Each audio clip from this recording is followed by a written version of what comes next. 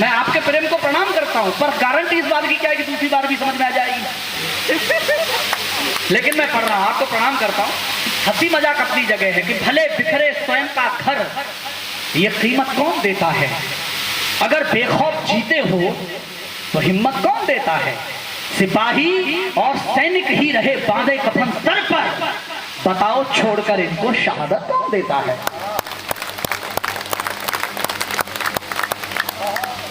जो लोग ये कहते हैं कि ये इतना वेतन लेते हैं इसलिए मरने जाते हैं, मैं कहता हूं एक रिक्शे वाला, मूंगफली बेचने वाला भी इससे ज्यादा पैसे कमा लेता है दोस्त। ये देश के प्रति जुनून है दोस्त, देश के प्रति जोश है,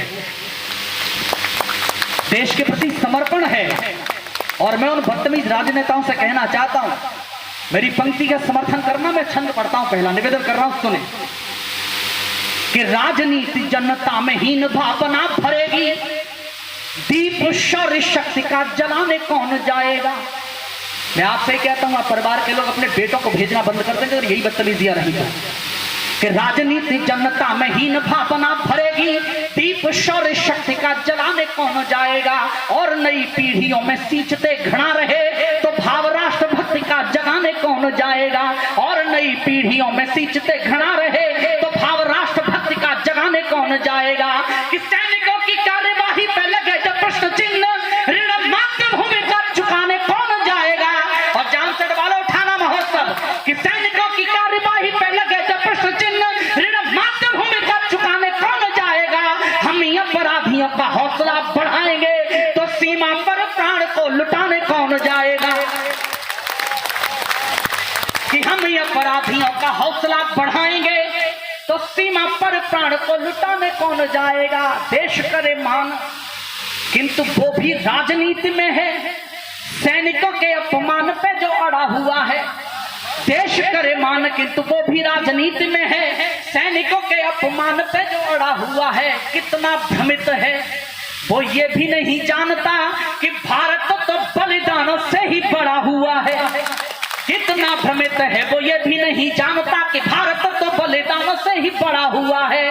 स्वाभिमान जिंदा है हमारा क्योंकि भारती के मस्तक पे वीर स्वाभिमानी चढ़ा हुआ है। खुश हो मनाते पर्व क्योंकि हम जानते हैं रक्षा हेतु सीमा पे जवान खड़ा हुआ है।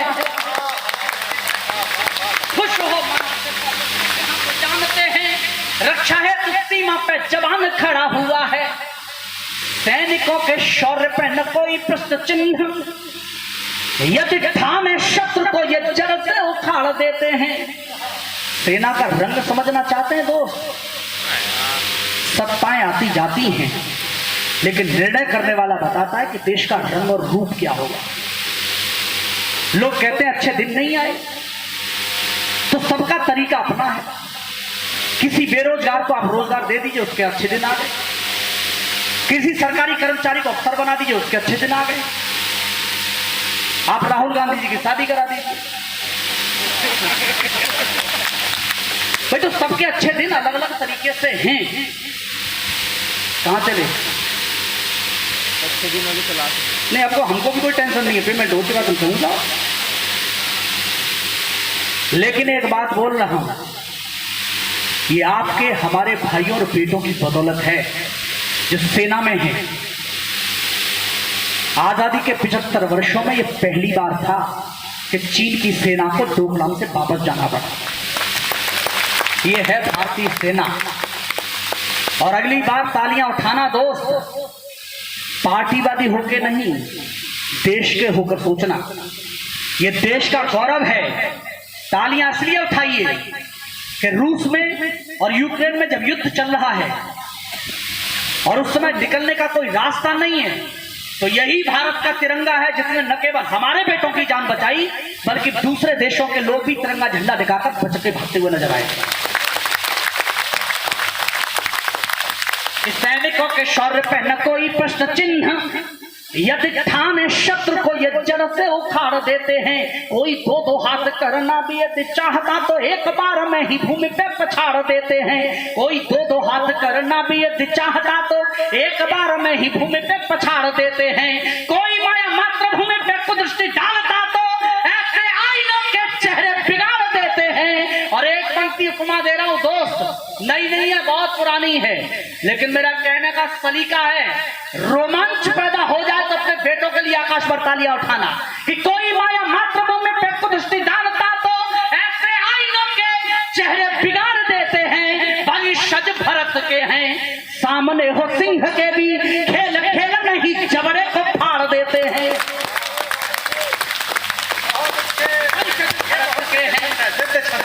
वंशज भरत के हैं, सामने हो सिंह के भी, खेल खेल में ही जबड़े को फाड़ देते हैं। पार करते हुए आतंकी जान लेते काश, भारतीय लहू की रवानी जाग जाती है।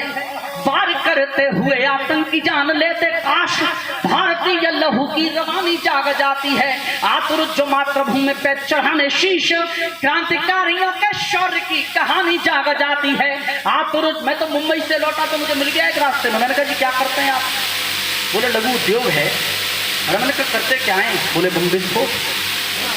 मैं भी भावुक हो गया, मैंने कहा हमारे यूपी में भी करिए भाई, इस तरीके से भी वैश्विक स्तर तक यूपी का नाम तो जाना चाहिए। उसने हाथ जोड़ दिए, बोले यूपी में नहीं कर सकते। हमने कहा क्यों नहीं कर सकते? बोले देखो हमारे यहाँ बम विस्फोट करने की प्रक्रिया है। पहले एक आतंकवादी भीड़ भरे इलाके में जाता है, वहाँ आरडीएफ सबके आता है, साइकिल खड़ी करके आता है। फिर आधा घंटे के बाद दूसरा आतंकवादी जाता है जो उस पर आरडीएफ सबके आता है। फिर आधा घंटे के बाद तीसरा आतंकवादी जाता है जो रिमोट से उसका विस्फोट करता है। हमने यूपी में कई बार साइकिल खड़ी की। तालियां बजाओ। बोले यूपी वाले एक क्रिया तो पूरी नहीं करने देते, फाइनल कहां से करें? वार करते हुए आतंकी जान लेते काश। एक क्षण के लिए सोचिए, अमेरिका आज तक तनाव में है। आज तक वो ये सोचता है कि हिंदुस्तान के 60 साल पुराने विमान ने हमारा अत्याधुनिक विमान मार कैसे दिया। अभिनंदन याद है आपको? गर्व करिए उस बेटे पर भी। मैंने तब लिखा था कि साहस, सेना और पुलिस समझनी है। 2 पंक्तियां बोल रहा हूं केवल। साहस, संयम, शौर्य, सजगता का शत शत वंदन है। साहस, संयम, शौर्य, सजगता का शत शत वंदन है। भारत मां के नंदन अभिनंदन का अभिनंदन है। और मैंने तब कहा था, अंधेरा चीर कर रख दे उसे दिनमान कहते हैं। अंधेरा चीर कर रख दे उसे दिनमान। जिस व्यक्ति के दिल में हिंदुस्तान धड़केगा उसकी तालियां उठेंगी।